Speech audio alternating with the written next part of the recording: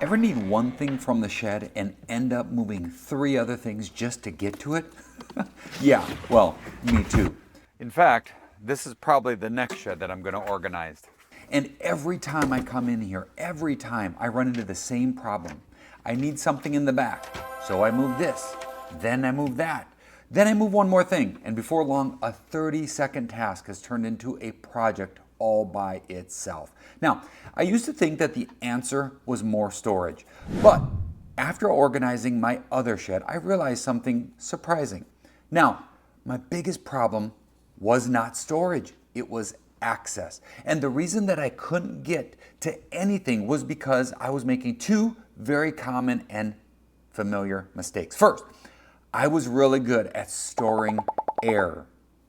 Second, I was creating friction between me and the thing that I needed. And that is what led me to build this, a rolling storage system that dramatically increased my storage density while making everything easier to reach. Now, today I'm going to show you how I built it, why it works, and one feature that I've added that completely changed the stability of it in everyday use. So let's just start with the problem. You have a shelf, and in my particular case, this one is roughly 2 feet deep. Not very deep, but even with that, you always have something that's near the back that you need to get. So what happens in turn, you always have to be moving stuff in order to access that back, whether it's here or in my other shed.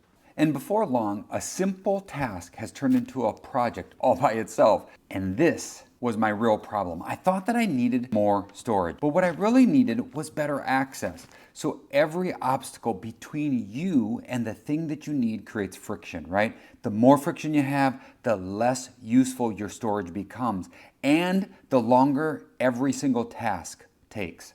So when you look at my shed, there's another problem that literally just slaps me in the face. And it may do that to you as well once you actually know the truth about it. And that is this. I was super good at storing air. There's just no way around it. When you look at most people's bin, look at you, go in your basement, go to where you're storing, look at your large gaps between your bins, look at your unused vertical space, look at the dead area that are around the areas that really aren't doing any work. Now, for me, once I started looking for it, I realized that I have been solving this problem for years. In fact, I catch myself doing it all the time. Now, sometimes I'm just laying on my therapy table in my shop, looking up at the ceiling, and instead of seeing a ceiling, I see opportunity. I see all the space that's doing absolutely nothing. And the funny thing is that we are surrounded by it. Look above your shelves. Look above your cabinets. Look above your doorways. Look above your loft areas, right? These are often a surprising amount of volume that is around us that is just holding air. And that is why I built storage all the way from the ceiling to the floor in my shop. Most people stop at about 8 feet and leave the rest empty. I looked up and I saw storage potential. It is also why I built a loft storage area above my workspace. That space wasn't costing me any floor space, but it gave me a whole new place to store things. The lesson is simple. Square footage matters, but listen to this. But so does volume. The goal isn't just storing more. It is about using the space you already have more efficiently. So let's just talk about the idea for a second. As you remember from the initial video, this shelf went all the way across. And I know some of you are going to think, why would you do this next thing? But I did. I ripped out this entire section from here on over. 2 reasons. One, I know that I needed to have this spot for my lawnmower to come on up. But also, and more importantly, again, I'm just recognizing this pattern of wasted space. And I was no exception. When you look at the original video of all the wasted space that was there, I wanted to trial this, and that is these vertical shelf systems. So when it comes to the build itself, right, this is the part where it's going to vary. These things, you're going to have to measure the distance from the ground to the top. The other thing that you're going to want to consider is the total distance of your top board, bottom board, middle run, and then also the casters on the bottom to determine what's going to particularly work for your specific area. Now, for me, it was pretty easy to put these together. One, I actually measured this front to back distance. I knew I didn't want to go much farther than this itself, so I measured front to back. As you see, I butted up right against the bottom wall, and then I screwed those together and then measured my internal distances and then inserted those. Now, just a quick note, what you're going to notice is that as I'm putting these together, I'm making sure that my vertical pieces of the wood are resting on top of that bottom rail, if you will. You want to make sure that that way the weight is transferred down through the wood as opposed to putting it on the outside, in which then it would rely entirely on the fasteners. What you're actually seeing right here is nothing more than just expanded steel. Now, if that's scary, you don't have to use expanded steel. I liked it because, one, I can see through it, so it doesn't at all block the view of the product behind it.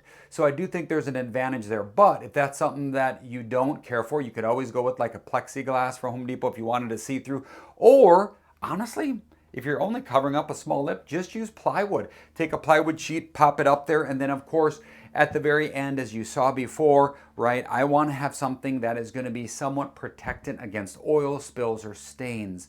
So for me, I then utilized and put a coat of paint on all of these, starting with doing the corners first and then followed by coating the rest of it. And again, I want to have something that if I spill something on it, I can wipe it up, call it good, and then just put it right back. Now, I know someone's going to ask, but they're going to talk about the distance between the shelves, and I've intentionally not said anything on that only because it just really depends on what you're going to be doing. As you can see from mine, I've maybe got a couple of inches on top. Well, that is determined by the items I'm putting on it. Now, if you're going to be using this maybe to store canning jars for whatever reason, right, your shelf distance will equal that of allowing you to get your product in and out without much wasted space on top. So I could actually have more. I could have 2 more shelves and just close the gap between these. And of course, one of the things that I'm going to be addressing as a change that I've done is, for some of you, you might already be thinking, well, is that not a little bit wobbly? And the answer is, of course, this could be top heavy. I always move it with having 2 hands, but I've also developed a fin system that I'm excited to show you in a little bit. But again, the shelving space is customizable, and that's one of the things that makes the system amazing. So let's address the elephant in the room as it comes to this. And this is something that, one, stability, right? You probably are thinking, how stable is this? And I would say that you have to have a healthy respect for this.